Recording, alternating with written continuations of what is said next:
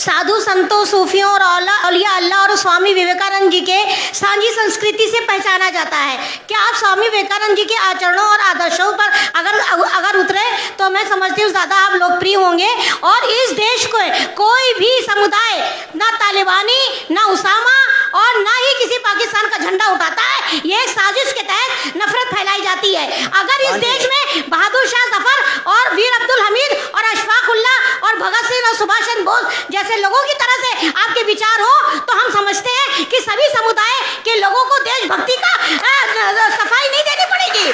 आप लोग सिर्फ देशभक्ति नहीं है, पूरा देश देशभक्त है। बात सुनिए, स्वामी विवेकानंद जी ने कहा था कि गर्व से कहो हम हिंदू हैं। तो हम तो स्वामी विवेकानंद के ही उन वचनों को आत्मसात कर रहे हैं जो उन्होंने कहा कि गर्व से कहो हम हिंदू हैं। हम भी कहते हैं, हम गर्व से कहते हैं हम हिंदुस्तानी हैं। बस यही बोलिए ना, यही बोलिए, यही बोलिए। हम लोग यही इसी बात को कहते हैं कि गर्व से कहिए हम हिंदुस्तानी हैं। आपके कहने से नहीं बोलेंगे, हम लोगों की आत्मा कहती है, इसीलिए कह रहे हैं। तो यही तो स्वामी विवेकानंद ने कहा कि गर्व से कहो हम हिंदू हैं।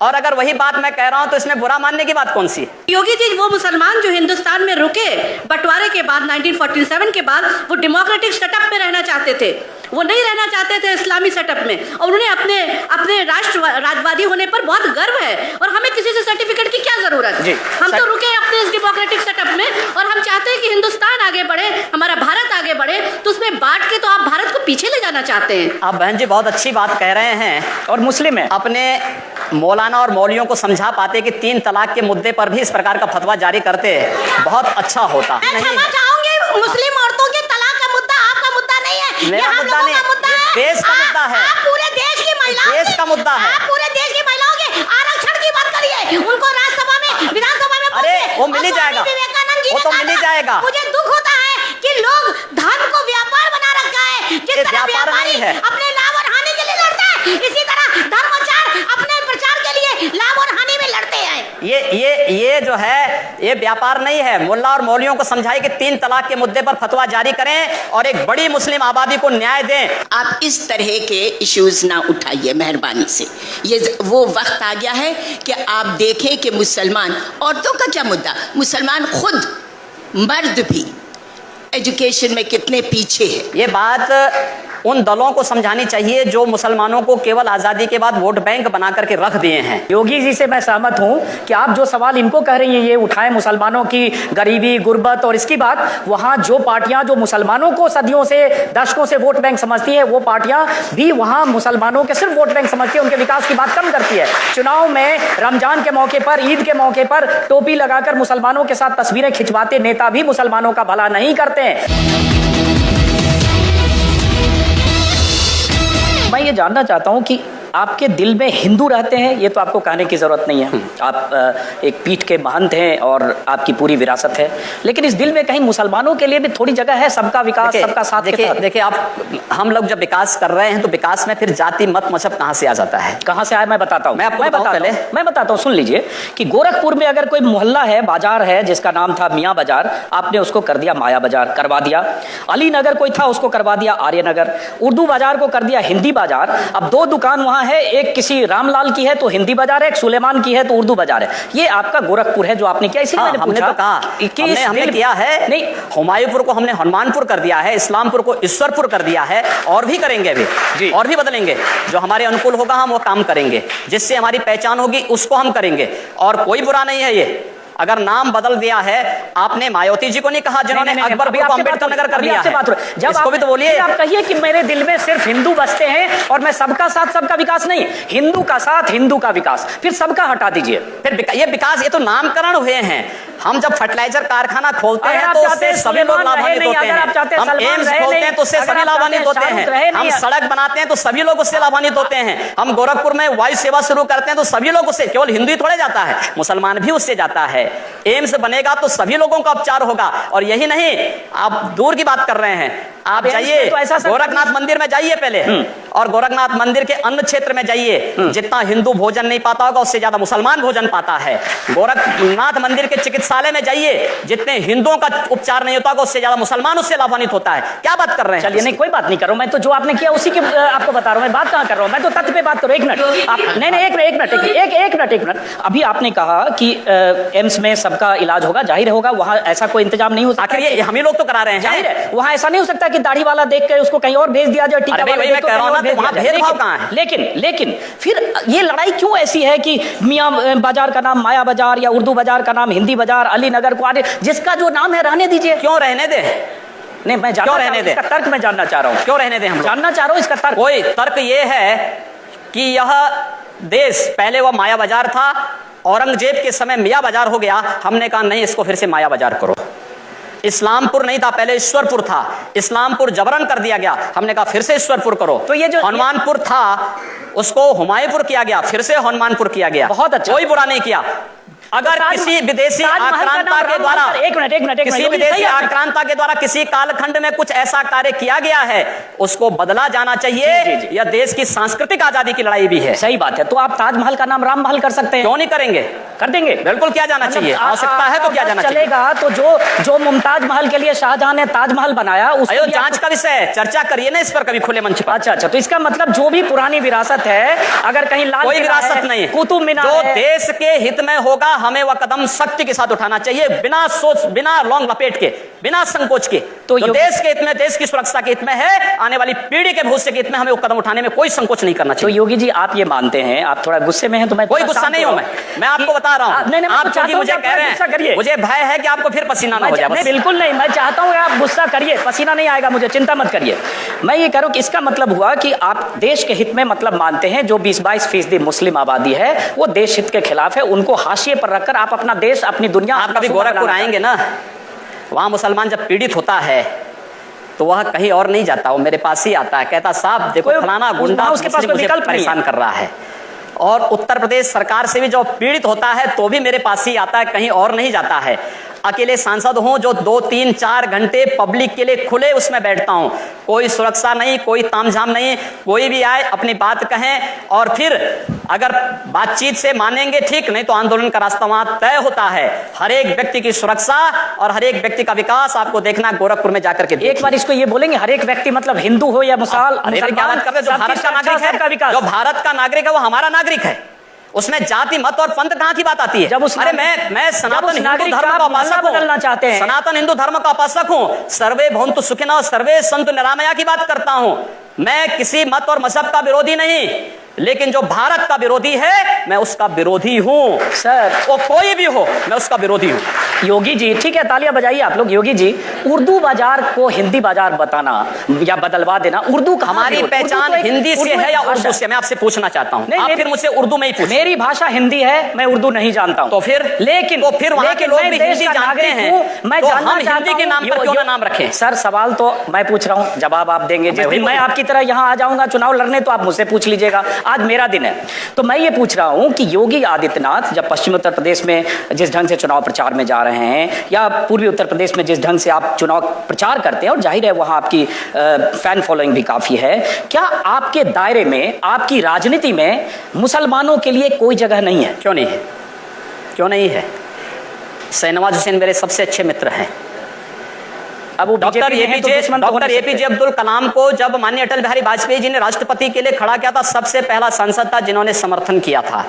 भारत का मुसलमान डॉक्टर एपीजे अब्दुल कलाम बने, शाहनवाज हुसैन जैसा बने, पहला व्यक्ति रहूंगा जो समर्थन करेगा। लेकिन अगर यहां पर कोई ओसामा बिन लादेन को और औरंगजेब जैसे दुर्दांत लोगों को अपना आइकॉन मान करके भारत के अंदर पाकिस्तान का झंडा लहराएगा, तो फिर उनके उन विषैले फनों को सख्ती के साथ कुचलने के लिए भी सबसे पहले योगी आदित्यनाथ। यकीनन अगर भारत में कोई पाकिस्तान का झंडा लहराने की घटनाएं हुई हैं, करेगा, लेकिन होना चाहिए। लेकिन ये कहकर आप पूरी आबादी को ये नहीं, पूरी आबादी की बात नहीं की भारत में पाकिस्तान का पूरी आबादी की बात नहीं। एक बार हम सवाल लेते हैं। हाँ, आप जिन हिंदू हितों की बात कर रहे हैं उनमें से बहुत से हिंदुओं को, जैसे मैं भी हिंदू हूँ, बहुत से हिंदुओं को लगता है कि राम मंदिर की याद आप लोगों को सिर्फ चुनाव के वक्त आती है। तो क्या आपके लिए राम मंदिर का मुद्दा सिर्फ चुनाव लड़ने का एक जरिया है, मुद्दा है, या इसके बारे में आप लोग अभी कुछ करेंगे? नहीं, हम लोग करेंगे। मैं कल ही रायपुर में राम मंदिर का उद्घाटन करके आया हूँ। भगवान राम का ननिहाल है, और भगवान राम के ननिहाल में राम मंदिर का निर्माण हो चुका है। और ज्योतिषीय जो गणना है वो ये बताती है कि भगवान राम के ननिहाल में मंदिर का निर्माण अयोध्या में राम मंदिर के निर्माण का मार्ग प्रशस्त करेगा। लेकिन योगी जी जो उन्होंने सवाल, लेकिन तारीख नहीं बताएंगे।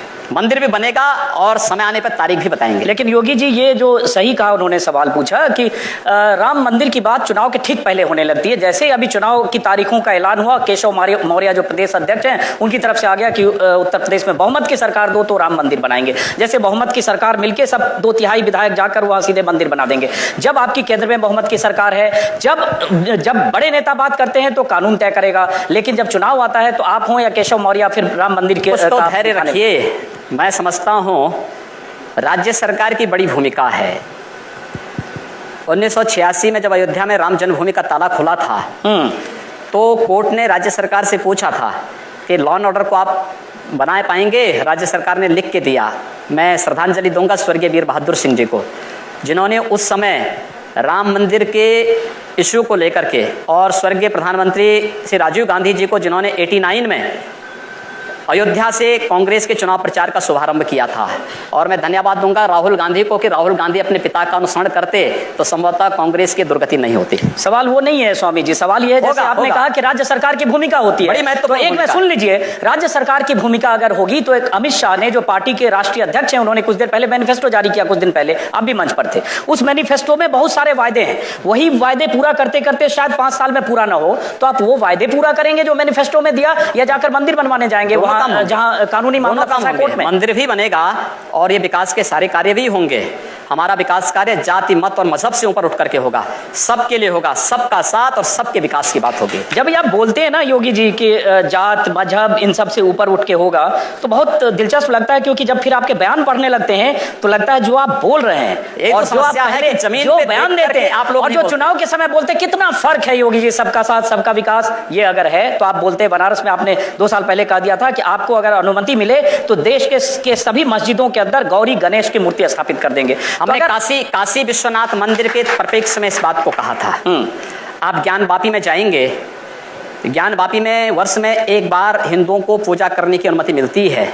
मस्जिद के अंदर गर्भगृह में नीचे जो मंदिर था, पुराना काशी विश्वनाथ का मंदिर था। ये वर्तमान का जो मंदिर है काशी विश्वनाथ का, ये एल.ए. होलकर जी ने बनाया था, लेकिन काशी विश्वनाथ का जो मुख्य मंदिर था ज्ञान वापी मस्जिद उसी के ऊपर बनी हुई है। क्योंकि आप तो पूरे ज्ञान वापी के चारों तरफ देखेंगे सभी हिंदू देवी देवताओं की मूर्ति लगी हुई, सारा जो आर्किटेक्ट है वो सब वही प्राचीन है। योगी जी, मुझे लगता है ये जो उकसावे की राजनीति है ना, इस राजनीति से कहीं न कहीं कई बार मोदी भी दूर हटना चाहते हैं, और आप लोगों के खासतौर से उकसावे की राजनीति, उकसावे के बयान, इसलिए कई बार प्रधानमंत्री मोदी ने भी नसीहत दी है कि बीच बीच में लोग ऐसे बयान देकर एजेंडा को डिरेल कर देते हैं, तो उन नसीहतों का भी कोई फर्क नहीं पड़ता है आप लोगों पे? मैं नहीं समझ पा रहा हूं कि आखिर जहां पर बहुसंख्यक समाज को मारा जा रहा हो या उनको पलायन करने के लिए मजबूर किया जा रहा हो, स्थानीय राज्य सरकारें निकम्मी होकर के इन सब बातों की अनदेखी कर लें, अनसुनी कर दें, तो फिर वहां पर पब्लिक की जिम्मेदारी क्या बन जाती है? मुझे तो लगता है कि आपका वक्तव्य ऐसे लगता है जैसे आप चाहते हैं कि कश्मीर की तरह सब लोग पलायन करके भाग जाओ। जी नहीं, मैं सरकार ढूंढो, मैं सरकार और सिस्टम को तोड़कर कोई आदमी कानून अपने हाथ में डंडे से, सरकारें भी सरकारें जिस तरीके से उत्तर प्रदेश के अंदर पिछले 14 वर्षों से चली हैं, आप कोई व्यवस्था लागू करते हैं, कहते हैं कि साहब कन्या विद्याधन लागू करेंगे, लेकिन साहब नहीं, मुस्लिम कन्याओं को मिलेगा, हिंदू कन्याओं को नहीं मिलेगा। हम विकास के लिए पैसा देंगे, कब्रिस्तान के लिए पैसा देंगे, आखिर शमशान घाटों के लिए भी दे दो। ये सब नहीं कर रहे हैं आप। इसको सेकुलर कहते हैं, और अगर हम कहते हैं कि सबको दो, अगर शमशान घाट, नहीं सबको दो नहीं कहते, वही कह रहा हूं ना, फिर वही मैं कह रहा हूं, नहीं कहते ना। उत्तर प्रदेश की पिछले 14 वर्षों की सरकारों की पूरी नीतियां ही सांप्रदायिक रही हैं। एक भी बार मीडिया इस पे क्यों नहीं बोला है? इस पे क्यों नहीं बोला है? नहीं, वो तो यानी कब्रिस्तान को पैसा मिले और शमशान घाट को ना मिले, कन्या विद्याधन मुस्लिम कन्याओं को मिले लेकिन हिंदू कन्याओं को ना मिले, एक भी बार क्यों नहीं आपने इस पे उंगली उठाई? अगर सरकार ऐसी बेईमानियां करती है तो वो भी गलत है। की है इसका जवाब अखिलेश, मैं कह रहा हूं ना, की है, पूछना चाहिए था आपको अखिलेश यादव से इस बारे में। वो अगर ऐसी कोई सरकारें करती वो भी गलत है। और योगी जी, आप भी एक तरफा जब करेंगे हिंदू, मैं एक तरफा नहीं कर रहा हूं। हमने कहा हम अहिल्याबाई कन्या विद्या योजना के अंतर्गत स्नातक तक की शिक्षा सभी बालिकाओं को देंगे। सभी बालिकाओं का मतलब जाति, मत और मजहब कहीं नहीं आता है। हमने कहा सबका विकास होगा, हमने कहा सबका साथ होगा। अगर हम सबकी समृद्धि और सबकी सुरक्षा की बात करते तो हम सांप्रदायिक हो गए, और अगर आप दलित मुस्लिम एकता की बात कर रहे हैं या यादव मुस्लिम एकता की बात कर रहे हैं तो वह सेकुलर हो गए। अच्छा, दोहरापन समाप्त होना चाहिए। योगी जी, एक सवाल मैं जनता से लूंगा, लेकिन आपने सबका साथ सबका विकास अच्छा जुमला है और प्रधानमंत्री मोदी का भी नारा है, लेकिन सबका साथ सबका विकास में 371 सीटें उत्तर प्रदेश में बीजेपी बांटती है और उसमें अगर एक मुस्लिम भी नहीं है, जिस मुस्लिम की आबादी यूपी में 18 से 20% है, तो अंदाजा लगाया जा सकता है सबका साथ सबका विकास कहना और अगर किसी को टिकट न देना या आपको उम्मीदवार नहीं मिलेंगे तो उसके क्या मायने हैं। इसका जवाब लूंगा, लेकिन कुछ लोग हैं जो सवाल पूछना चाहते हैं। जी, कुशीनगर का हाल बिल्कुल बर्मा जैसा हो रहा है, मुसलमान वर्ग वहां सांस नहीं ले पाता है, तो आप किस तरह के काम करने में, और जिसको हम माफिया कहते हैं वो भी यही जस्टिफिकेशन देते हैं रॉबिन हुड वाला कि साहब सरकारें चीजें नहीं पहुंचा पा रही, हम अमीरों से लूट करके गरीबों को दे रहे हैं, उनको संरक्षण दे रहे हैं। इन दोनों में फर्क क्या है?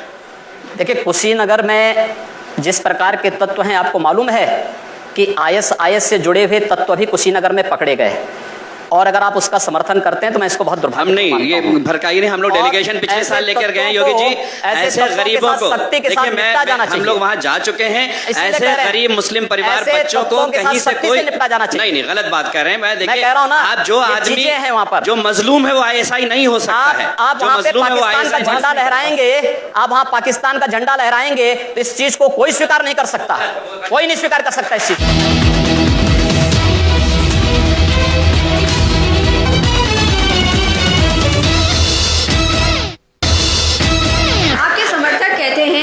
यूपी में रहना है तो योगी योगी कहना है, इसका नारे का क्या मतलब है और ये डराने वाला नहीं है? अरे भगवान कृष्ण ने भी कहा था कि तस्माद योगी भव अर्जुन, अर्जुन को कहा अर्जुन योगी बनो।